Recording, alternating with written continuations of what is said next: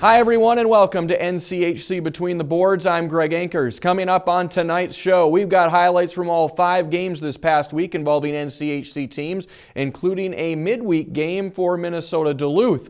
A little later on, Brad Schlossman from the Grand Forks Herald drops by to shed some insight as to how the regular season is going to wrap up within the NCHC. And we'll tell you about a unique set of circumstances that prevented Denver forward Gabe Levin from playing a game earlier this season. We'll get to all of that in a bit, but we'll start by dropping the puck on our Spotlight series featuring number 3 St. Cloud State at Miami this past weekend. Miami has been red hot since the calendar turned to 2016 with just 3 losses in 9 games in the month of January.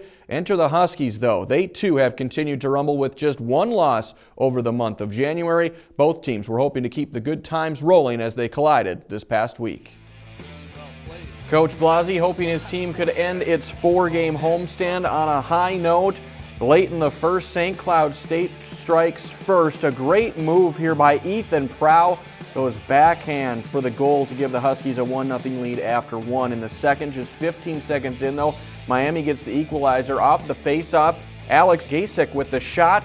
Josh Melnick with the rebound goal there to tie things up at 1 goal apiece. Midway through the period then, St. Cloud starts to go on a tear. On the long pass ahead, Nathan Widman feeding David Morley on the breakaway. Morley gets the goal there to make it 2-1 St. Cloud State. Then just a couple minutes after that, St. Cloud State odd man rushes, a big part of the Huskies' success on the weekend. Judd Peterson takes it himself on the 3-on-2 as St. Cloud builds a 3-1 lead heading into the third. Then in the third, here comes another 3-on-2 entry into the zone. Blake Winicki gets the goal here to make it 4-1 Huskies. And then later in the third period, St. Cloud State, another odd man rush. This a 2-on-1 opportunity. Kali Kosala feeding Patrick Russell there as St. Cloud State rolls 5-1 despite Miami out shooting the Huskies 36-24. We came out a little flat, and sometimes that happens in a road game on a Friday. Boys didn't have the legs too great to start, and Charlie really just held his ground back there and kind of gave us some time to get our feet going. And as the period, he got a big goal for us late there, and then the second period we kind of started to regroup and get our legs underneath us, and were able to score some key goals as we made our way through the second period. They made plays. Their goaltender played well. The couple of chances we had, we couldn't capitalize, and they were great on their chances. This is a good hockey team, and they made us pay for our mistakes. Would St. Cloud continue to roll on Saturday night? It would look like it early in the first period. St. Cloud State strikes first once again. Jimmy Schultz ripping one past the goaltender for a 1-0 St. Cloud lead again after 1. But in the second, Miami gets going on a 4-on-4 here.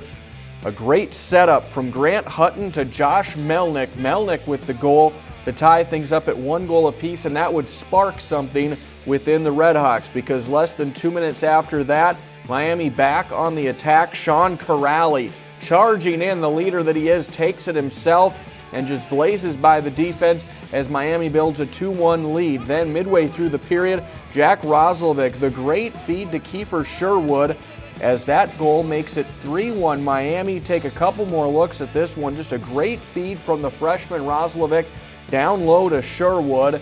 That one beating Charlie Lindgren, and Miami all of a sudden in control of this one. Could they maintain it, though? Less than 2 minutes after that, St. Cloud State entering the zone 3-on-2. We talked about it before. Mikey Acimont to Patrick Russell for the goal. That makes it 3-2, but Miami does hold on to win it 3-2. The teams combined to go 0 for 12 on the power play in a series split. Obviously, they're a good team. They're going to push back. They hit a couple of posts there at the end.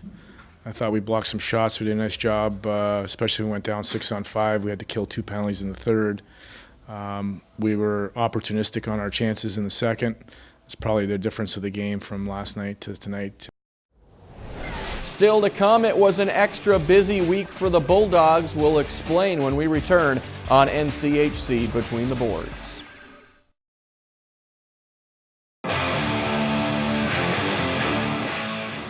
The last time Colorado College and Minnesota Duluth met, it was either a series to remember or a series to forget, depending on which side you were on, as Duluth swept CC 11-0 in a series at Colorado Springs prior to Thanksgiving. And while the Tigers are a different animal right now, they are the only team in the NCHC that has yet to win a game at Amsoil Arena.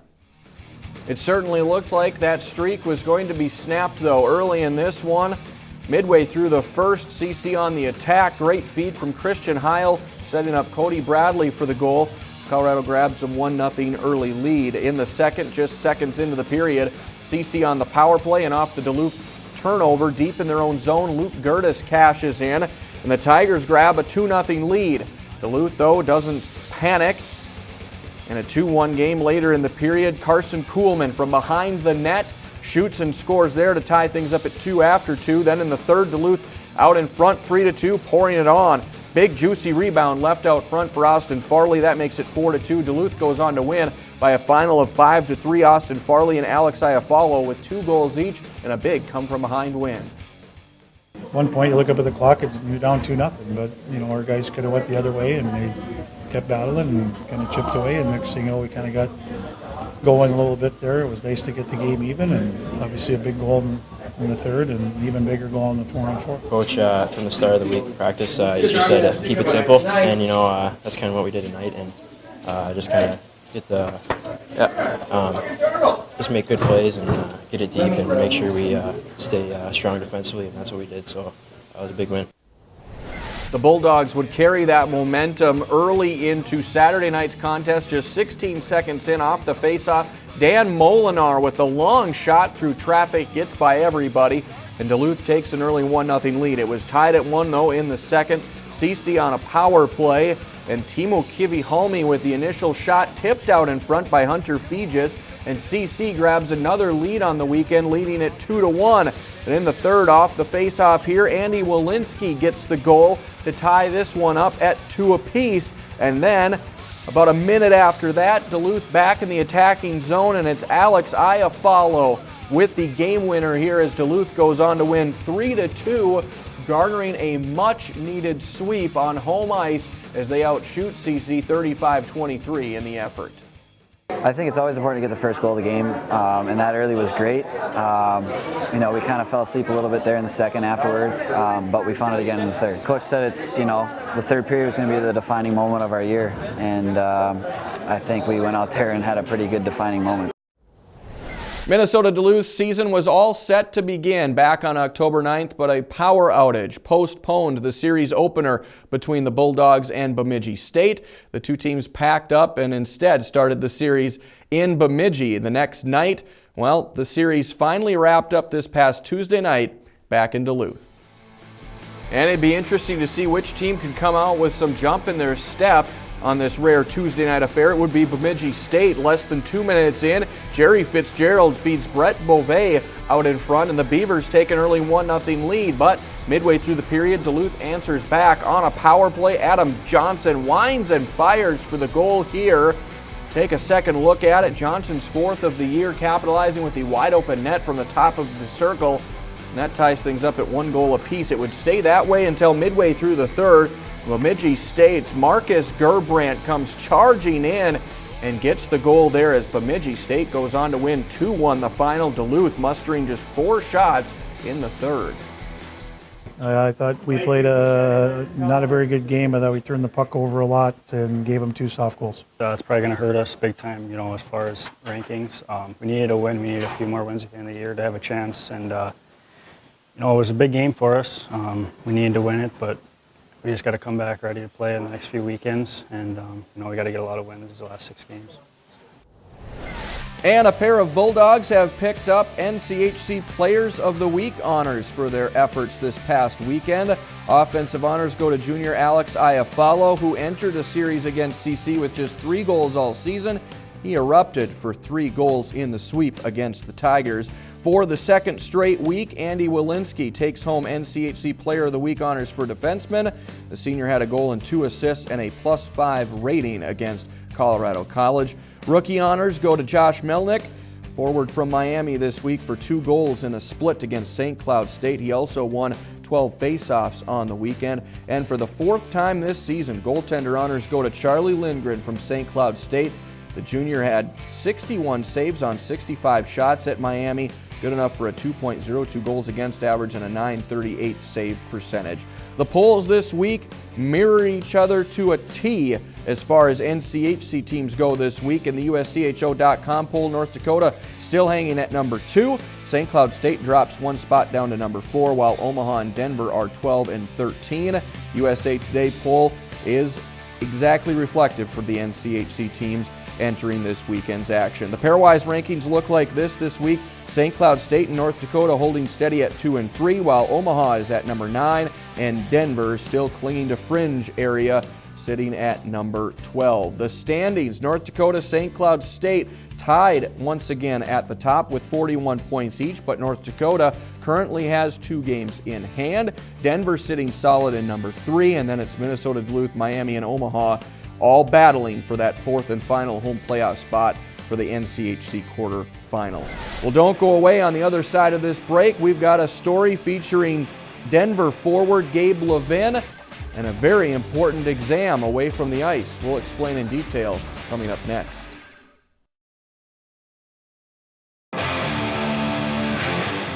Welcome back. Time once again for Hockey Talk, and for that we bring in our college hockey resident expert, Brad Schlossman, to the program. Brad, good to be back talking puck with you again. As we look at where teams are stacked in the standings now, as they all get ready to make their final push towards the end of the season, it's extremely evident right now that North Dakota, St. Cloud State have separated themselves. They're tied once again at the top. North Dakota, though, has 2 extra games to play as it stands going into this weekend. But how do you see that top spot playing out here down the stretch? Well, I think North Dakota does have the advantage, with those 2 extra games to be played. And the other thing you have to look at is that they're starting to get a little healthy now, and the fact that they'll have a full lineup back pretty soon here, I think that bodes well for North Dakota. St. Cloud State, those are the 2 teams that have won the Penrose Cup, so it's kind of funny that they're battling for it again. And it really seems like those 2 are locked into the top 2 spots. I think North Dakota has the slight edge for the race for the Penrose, though. After that, Denver looks like a pretty solid number 3 spot, but then things get really interesting after that. You got 3 times vying right now for that, what would become that final home playoff spot when the NCHC tournament begins, between Minnesota, Duluth, Miami, and Omaha. How is that middle part going to play out? Well, that's real tough to pick those 3 teams. I mean, those were the teams at the start of the year. You're looking kind of at the standings saying one of these teams is going to finish in 6th place, and you can't figure out who is. So we're starting to see it play out right now. Minnesota Duluth currently is in that 4 spot, but the one thing I look at is their schedules coming down the stretch. And Minnesota Duluth has to go to St. Cloud. They have to go to the Ralph and play North Dakota there. And then they finish with a Miami team that's playing way better as of late. So they have a real challenging schedule left.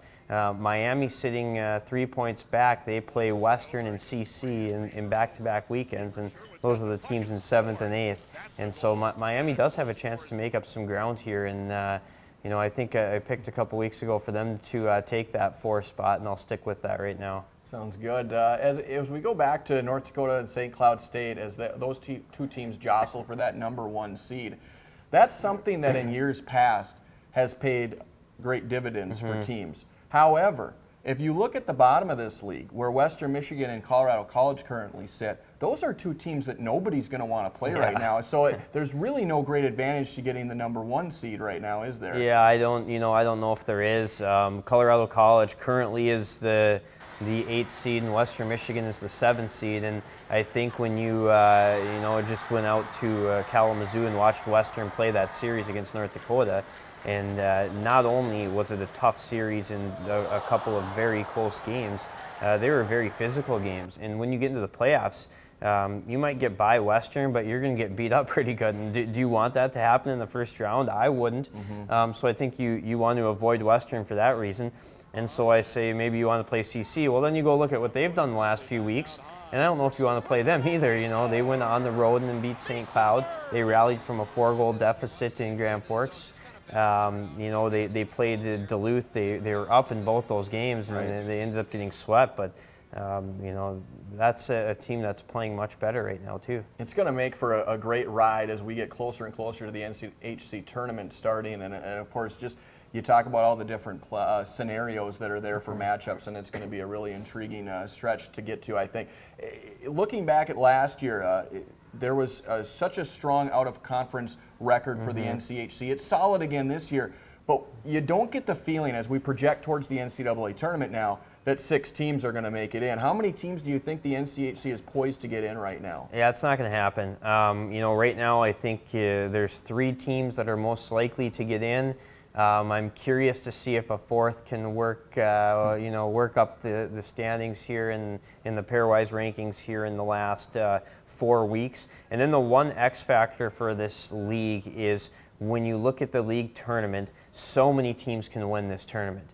Let's say Minnesota Duluth ends up finishing 6th, or Miami finishes 6th. They could win the tournament. Absolutely. Or in Omaha. Any of those teams could easily win this tournament. So, maybe 4 actually will get in, because I forgot about Omaha has that really strong non-conference resume. They went 10-0 in non-conference play. So it'll be interesting to see that tournament, though, because there's going to be some desperate teams trying to win it. Should be a fun run indeed as the teams hit that stretch run towards the final weeks of the season here. Thanks, Brad, for dropping by and sharing your knowledge with us. We're back with more on NCHC Between the Boards right after this.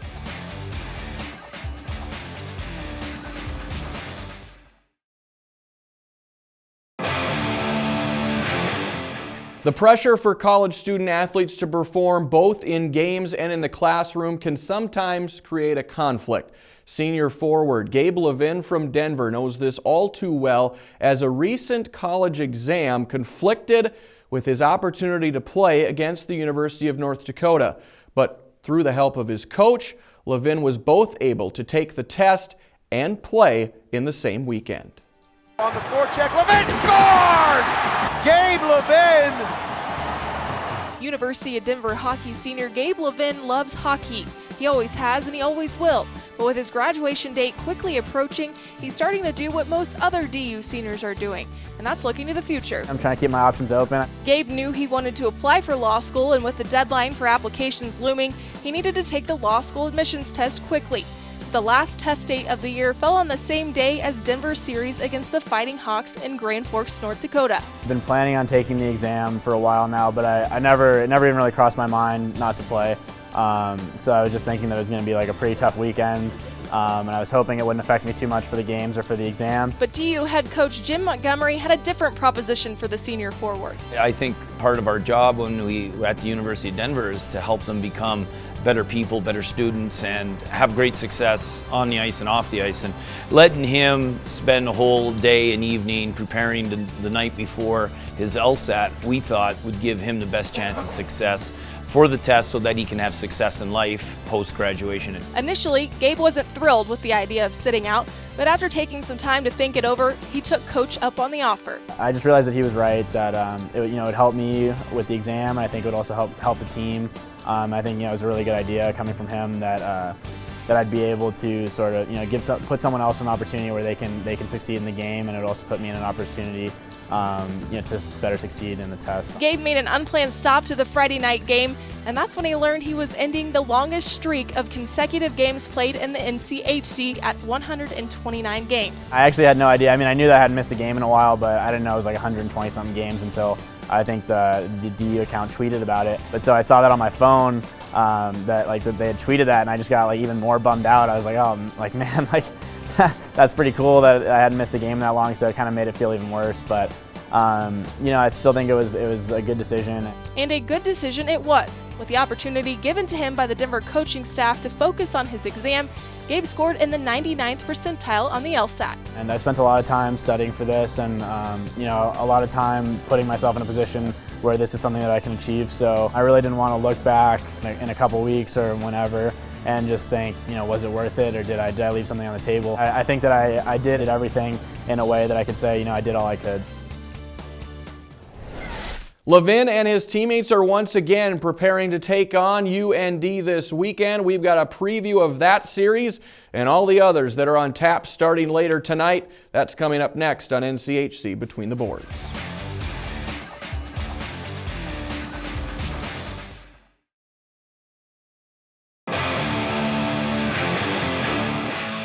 It's full speed ahead for North Dakota this weekend as forwards Drake Kajula and Nick Schmaltz return from injury, but a challenging series lies ahead as UND visits Denver inside Magnus Arena, in a series that has become one of the most heated rivalries in the NCHC.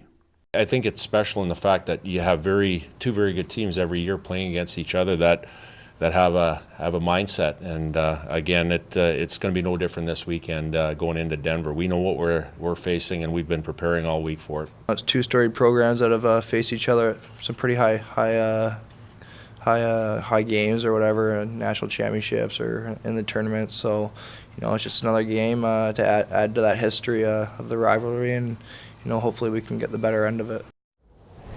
And it should be a great battle this weekend. Number 2 North Dakota at number 13 Denver. These two teams have split their last 4 series in the Mile High City. Other NCHC games going on this weekend. Western Michigan is at number 12 Omaha. Western Michigan swept the Mavericks at home back in late October. And in a single game tonight, Miami is at number 19 Bowling Green. Miami won 2-1 against Bowling Green back on January 16th.